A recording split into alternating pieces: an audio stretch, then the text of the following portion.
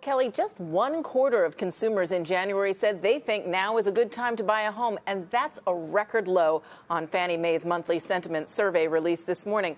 On the flip side, 69% said now is a good time to sell. It's all about affordability and rising mortgage rates. Overall housing sentiment in January fell to its lowest level since May of 2020 at the start of the pandemic. Home prices are still gaining, and the gains are still accelerating. The latest read has them up 18.5% in December year over year, according to CoreLogic.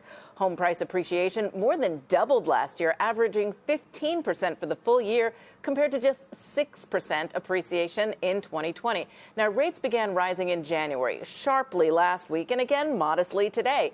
The average on the 30-year fixed is now 3.87%, just over a full percentage point higher than it was a year ago, according to Mortgage News Daily. The rate is more than 50 basis points higher than the start of this year and will likely continue to climb as the Federal Reserve dials back its purchases and holdings of mortgage-backed bonds. Back to you guys.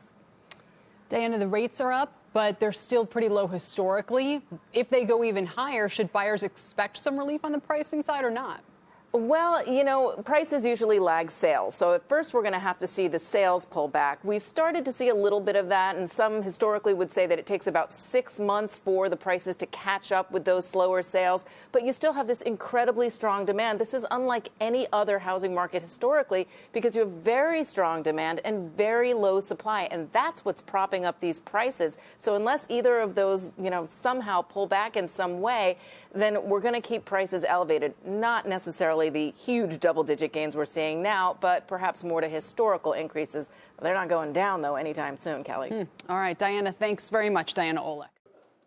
Shepard Smith here. Thanks for watching CNBC on YouTube.